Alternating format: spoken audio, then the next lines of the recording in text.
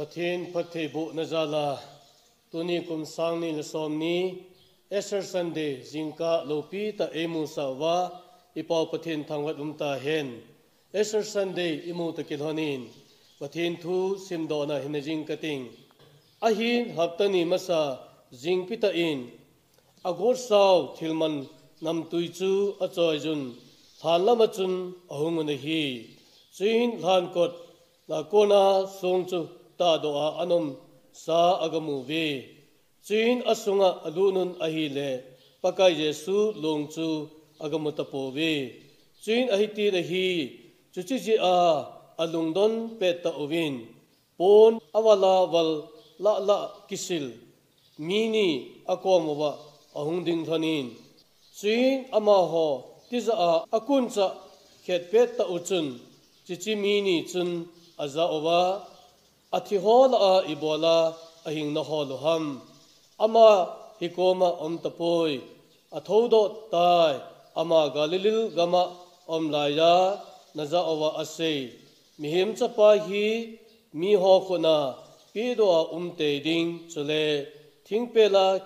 akhet be dingu chule athumna nile thodo kite ding ahi ati chu geldo atithane Pathin tu thing isim do na tunay panbon sa dingin Pathibu Pitaw hen Ipaka Yesu Krista Getsemani hona Thursday nin anatawin Pitel anaimun Judas Iscariot chu ama pido dingin anakigongin pejok anapidoin Sunday ni hungrung ding anahepoy Sunday ni hungrung ding ageldo po nahi Friday ni khon pilal le ato khompi mi pi ho aki khomun Sunday ni kho hungrunding ageldo pubnehi Friday ni khon seji ho aching bei kelngoi bangin azam cheon Mary chu akamin pitel chun aseilemin aiwangin Sunday ni kho hungrunding ageldo pubin ahi hichi Friday ni kho hin Rome sipai eng sihon paka Yesu hi mipila aborsivin azemun thingpel aput sa avin chuting le nasatain asugen thejunahi Sunday ni kho hungrunding ageldo povnehi amahon aponsil alapi chule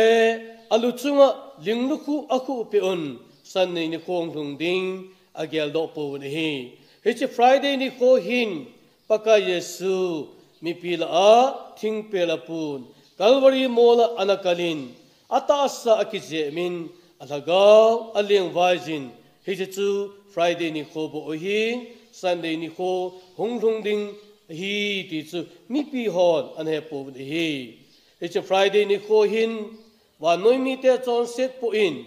hichi Friday ni ko hin Rome se pai ho chun Ehu hingpu Yesu Krista akutsu tingkila akil beon uting le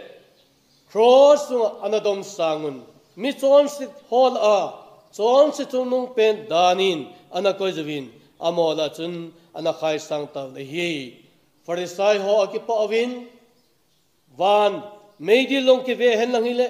o hichini chun meidi din gal azo tai ati mai thi jo hi hijong le Sunday ni hungrung lo la hi ahin sopete ho Sunday ni angrung ta hi chu Esther Sunday itv Sunday ni ko angrung ta tunin ve hite than ko Miriam Magdalene Miriam le aloite ho paka Yesu long vedinga chiu chun than ago keu anahitan he chun wantir mini akom anadingin Naho pidinga Elijah hi mithi holan hi vem ama tapoy than khwa ko ne thodo tai Galilil gama laya atu seichu nagel do lo waham ati lajin ama hon hichi pakai thu se ho nithum ya thodo kiding thu ase ho chu agel do taw le hi to jing ka lukbung som ni li chang khana pana changup in sim naw sunga imudo bangavin tuning Esther Sunday imanu te kahanin hichi chung changa tilni tilthum seido ding kanom nehi heche Easter Sunday ahita kichat terrible kichat Friday chu anom lo hile heche kipana Easter Sunday jong hi anom lo dinga hi paka yesun Friday nin tho gen thena kidang ta na tho in ama heta banga chun tho gen thena tho wangin Easter Sunday ang rungin heche Friday na atho gen theni him Jerusalem ho in la bangla ponda ki khailong chu alaya ke ani ki so in ling ki honin wanoi thimpi jingin thil kidang tampi anaso in aman cross nga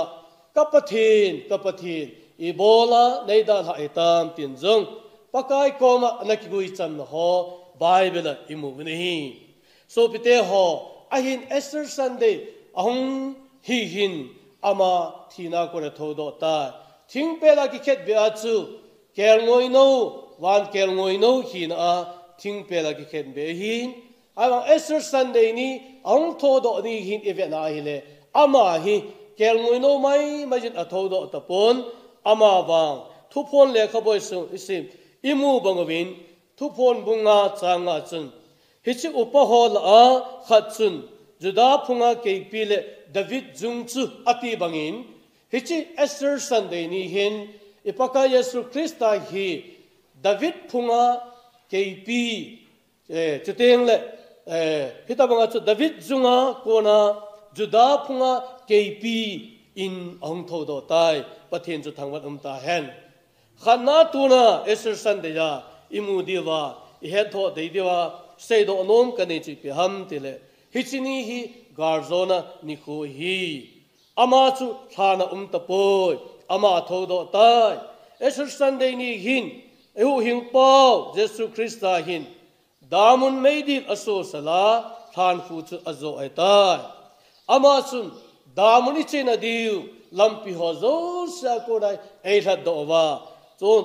ton so thina ichana diu muna ko na chu garzona epi uhi yechon paka yesun heche garzona epi ko lovin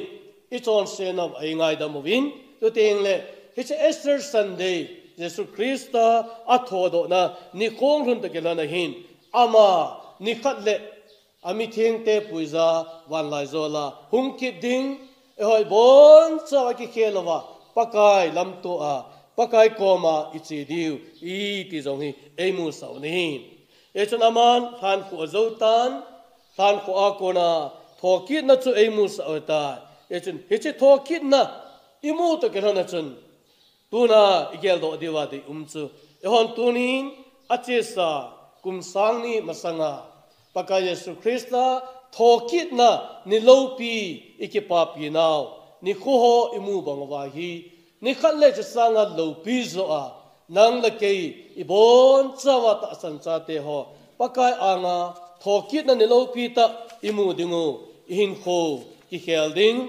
mit phet ka lova iwu ki helding pathen chate ton so na hingjin na thokit na ni khoju eho ata sante zo sin richu imu dingu hi tuna gel do dewa kade garzona hi na pachu masangla in 19th century khanglajin Wellington kiti army general hiche adi England gama hiche mi pa otele Napoleon kiti pa England gam gala anabol la ya hiche gal hi angkisa adin molla thanga hitichat angkisa dat eile galchu hunki chaiding omta yechun amo clipboard kiti signboard khada hin thu khat ongke sonin hichiti ki sonam mita eile Wellington defeat akitin Wellington defeat ti chu ami te hon hichi signboard amu phado hin agam mi te hi akap gam taw hi ipisinem amo gelachun amo mudana chu Wellington hi galalal ta agelu hi awang chun akoma mi khat ading pa chun hichi thukisun chu aven aban chu aga aphodo ahile Wellington defeat Napoleon ti akisunta Wellington defeated Napoleon ti anmu paruchun agami te hohi akana arhisona hozo sechu kipana anle tarhi aji chu Napoleon chun Wellington chu azo aipon Wellington zo chun Napoleon chu azo ye chun gal chu azo tai ti chu mi pi hon Wellington defeated Napoleon ti asim do paruhin akana hozo se kipana angkile tarhi hibanga chu kasopte ho tuna hi Jesus Christ defeated here alol paka Yesu Christa hin ton so thinading munchu eizo pewa tuna ta sancha te hozo se hin garzona inayu kipada imuin cross ki khet beni chun hichini ko hi thuse hon se na chun heaven was weeping one lazol mitesu akap gamta vil hi atin ahin la cross ki khet benia heavens one thamzol mite kanan ne zongde after 3 days ni thumzo ni wangchun ipi umta miti le hichini hin thoki na umta zi in hichi Jesus Christa chun Jesus Christ defeated Satan thaha de zo sit azzo a than khuta zo aita zin one alole akap te hon kipana hichi garzona kipana zo chu anai jo heta tunai bon sawahi Jesus Christa garzona chu eke kopi wa Jesus Christa garzona chu tunata sancha te zo se ehon jong garzona ne yotai ti hi akatna iseido no mo ein ani na sun na chon se akingai dam tai hebrai bungsom sangsom na khat som na ni chole thim pu ho chengse adingun nise in hola cha apangun imati chana chonse sumang theilo long then chu ave velin asai chun hi ama wangin chonse thin so na long then khat se chu ton sot ge ya dingin athan pathin khut je lama ato ta hi Old Testament laya thim pu ho chun mihim te chonse thoi dam na ding le ngai dam na dingin long then athau chu nisi a abol hi hichi nisi abol chun imati in jong a chonse chu asop thing thei poi imati la chonse na jong chu kingai dam thei poi ama wang paka Yesu Christa ama wangin ti chu Jesu Christa wangin chonse thin suna long then khat se chu khat ve once for all khat se chu ton sot ge ya dingin atin ai mati chana dingin alhan pathin khot je lama to tai pathin thangmat ta hen Jesu Christa pathin khot je lama atove ti hi ipija chu to baham pathin chapa Jesu Christa ahi namai ji achu to baham hichi jeng se long cho hi poi Jesu Christa pathin je lama akhot je lama ato tai atovin ahi kiti hi thupi ta khachu ama pathin cha hi na le achung chona wa noimi te chon sit na gal azo a chon se na e sop thing pe wa pathin ngan sit achan na pa kinzo si achai pha na hi ama apa je lama do to wa hi ti hi akimu nahi e chon so bete ho ipaka Yesu Christa i chon se na angai dam tai chon set angai dam kiti hi mi khatsu zela tai hicha themona zela na konchun athemona zo se cha thu kitanin akitan chajin zela konena ma pa cha kila do ta akila do ta hi le hichi mi pa chu zela kona akitha do kona hi ama athemona hichi athemona zel alut na achung thu kitana pa chu kichaya ama hi chamlat na kitha do chu hita hichi chun ipimu evesam ta hi le ama chu hichi themor avela achunga ki chan kitalo di hi ti nahi he banga chu tu na hi Jesu Christan chon se na kona e tha do ti hi hitabanga chu wa noi mi te zo se ade de a ithia mo na zela kona mi khat ke tha do banga chon sena kona chu e ke tha do atai ti chu imu ni first korean bung som nga sang som na sigi chu veleo hen krista chu kai tholo hile dang ho na thu sa no jong chu mo a hi na ho tu a jong chon sa jing na lai ni de wo hi na ho jesu krista chu kai tholo hi lang hi le na thu sa no chu mo a ding a hin tu a jong hi chon sina na lai ding ni hi ati na hi jesu krista thoki de hi I chon sina bo sat akingai dam tai ti emu sa na hi yachun ka so pite ho tu na chon sina akingai dam Esther Sunday imu to kilanin chon sina chu ikibor zom jing na lai ding ham Africa ga mahin zong ho hi aman jivin zong hi gam chuma agazu wa hi le amana man tam hi akiti in hi chi zong chu itama davam tile thing chung dung alole leiko dung ako hi leiko khala yvin hi chi leiko sunga chu khot thon theibe adia zong ho akot thon theibe chu aku sunga khu ko sung ko hom ko semo ba hi chi ko hom sunga chu badam kha ko yawa hi chi badam chu ko te zong in hi chi gimnam chu za ting le badam ne nom na zala chu akot chula ja solu na